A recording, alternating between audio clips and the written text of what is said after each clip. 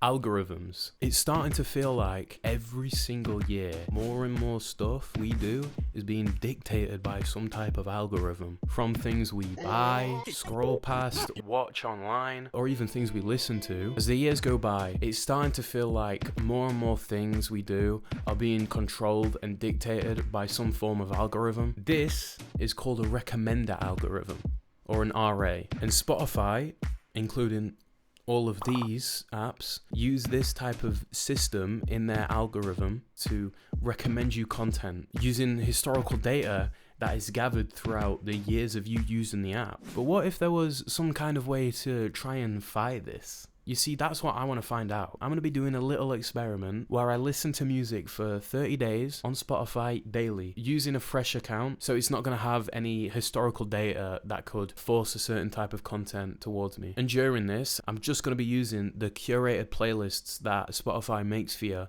when you make an account. And one of my main objectives with this research is to find out and monitor if I will be forced into a filter bubble while I'm using the app and while I'm only letting Spotify recommend me music. And if there's any way to fight it and escape the filter bubble. With the daily mix ones, have you ever noticed a new genre in them playlists, or new music that you haven't heard? Well, usually it'll be half of it is music I've already listened to, and then half of it is similar stuff, so similar genre. So the first day of the experiment was quite interesting actually. When setting up the new account, I noticed that Spotify uses some methods of data collection. It did this by asking for my date of birth, my gender, and then it also asked for 3 different artists that I might like to listen to. And to ensure that the experiment was fair, I decided to pick 3 different artists from 3 different genres. This being Taylor Swift for pop, Taylor, Fred again for kind of drum and bass type of music, and Travis Scott for rap.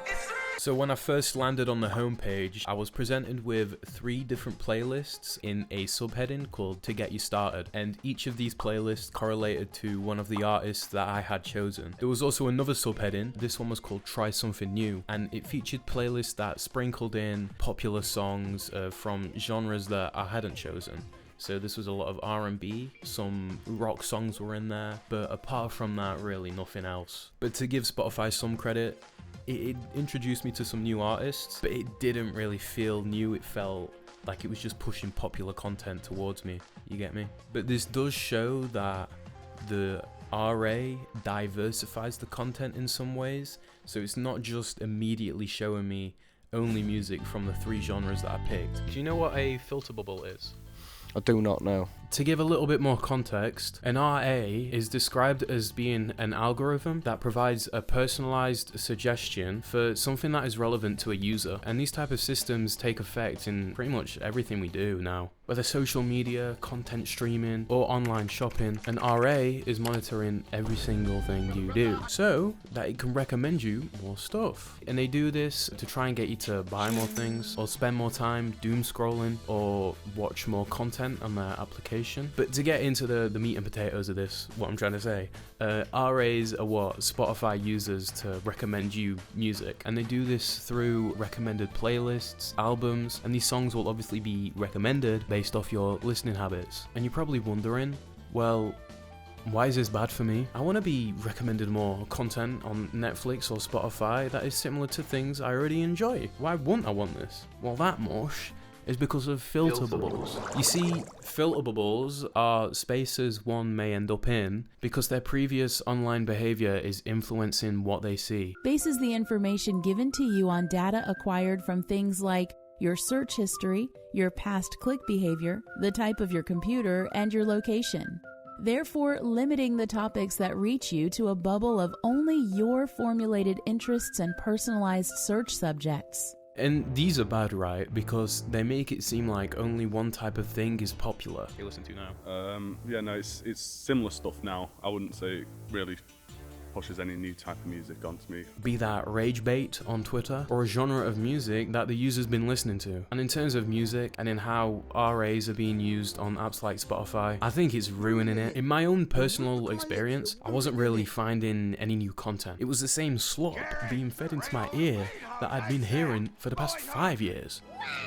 And that's because it's what I knew I liked, and it's what the algorithm also knew I liked. And I mean, there's plenty of studies that showcase how RAs and the overuse of these recommender systems directly cause things like filter bubbles or echo chambers, and it can almost seem like beating the algorithm is too daunting of a task to try. Now, companies who use RAs do implement diversification tactics to try and diversify the content you're being recommended, and it basically tries to negate the narrowing effect that can happen when you're just being recommended one type of thing. But all I want to find out is if there is a way to fight these filter bubbles, if there is a way out of an echo chamber. And so on Spotify, would you say that you are in a filter bubble right now?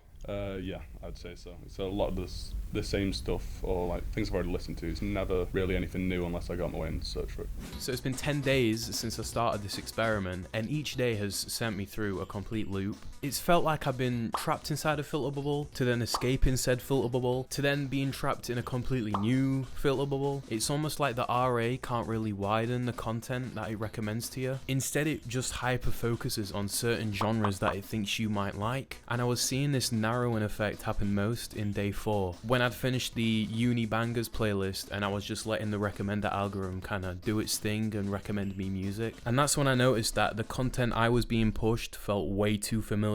The RA was recommending me artists like Billie Eilish, Charlie XCX and Sabrina Carpenter. I was seeing a pattern here. Multiple songs had been replayed so many times that I was like instinctively checking the app to see if I was like accidentally hitting shuffle on a playlist. So going into the 5th day, I listened to different playlists to try and broaden the historical data that Spotify may have on me, in hopes that I would get recommended new music. One of these was a Drake mix, and unsurprisingly, he was fucking everywhere on that playlist. I'm not even joking, it felt like every 2 songs was a Drake song. But it worked. I was getting recommended more rap, more R&B, and this made me think, hold on, wait a minute, the RA might try and diversify some of the content I'm being recommended and switch it up a bit. Do you often use the curated playlist it makes for you? Not really. Up to now, my experience with the curated playlists and Spotify's RA has been rather boring, lacking variety, and just very repetitive. The RA has really boxed my music tastes into a corner. The genres I'm recommended mostly are house, R&B, and rap, and the RA never seems to divert from these main genres, and my Spotify feedback loop has stayed rather consistent throughout the whole experiment. I have noticed patterns in the RA, specifically with the amount of mainstream music you get recommended. Artists like Drake, SZA, and songs like The Spins by Mac Miller and Bad Habits by Steve Lacy are constantly being re-recommended into my recommendation pool, and are even featured on playlists like on repeat. It's almost like the RA has taken notes on like what songs I prefer and just re-recommends them songs in hopes to keep me on the app. I have noticed these personalized illusions while in this experiment that have led me to believe that the RA is going to recommend me content that is outside of my sphere. But even with that, you've probably heard most of the music that you're being recommended anyway on these playlists. Most of the songs that are featured on these playlists are just popular on social media. And while I have had temporal changes in my recommendations, the overall experience has stayed pretty much the same throughout the whole experiment. So, do you think the app has, over time, helped expand your music tastes? Yeah, especially with how kind of easy it is to get access to music. So much has happened in these last 10 days. I managed to do the unthinkable, discover new music. I'm not in any personalized illusion that I have previously been in. Somehow, deep in the brain of the RA, the recommendation system and the diversification tools just decided to wake up and recommend me this.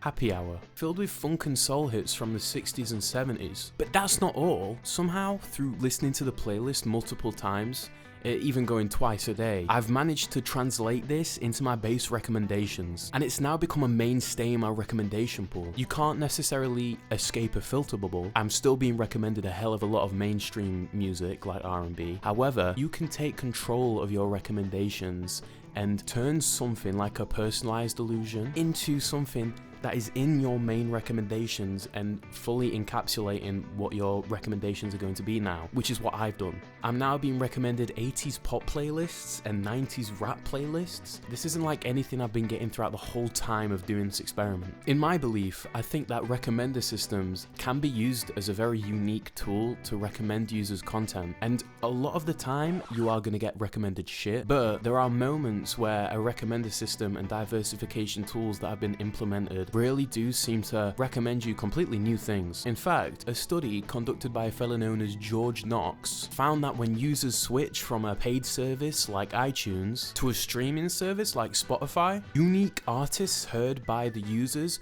jumped by 62%, suggesting that RAs can really be a useful tool to help users navigate new music and see different artists that they've not heard before. With all of this, do I think that Spotify's recommender systems are directly affecting users' music? Yeah, I do.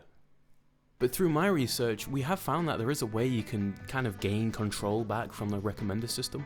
So that was the case before, where I only listened, so this was like maybe 3-4 years ago, where I'd only listen to the same like maybe 3 or 4 different artists and just very similar kind of music all the time. And then because I just wanted to expand my taste, just like out of personal preference, I like went out of my way to like search new artists. But that wasn't from the help of Spotify or the algorithm. It was just like my own going out there trying to find new and so now it's not as bad, but there definitely is, like, it's recognizable when all the recommendations are still mostly stuff that you already know anyway. So I'd say to an extent it definitely is, like, most of the stuff I'm getting shown to me is stuff I already know.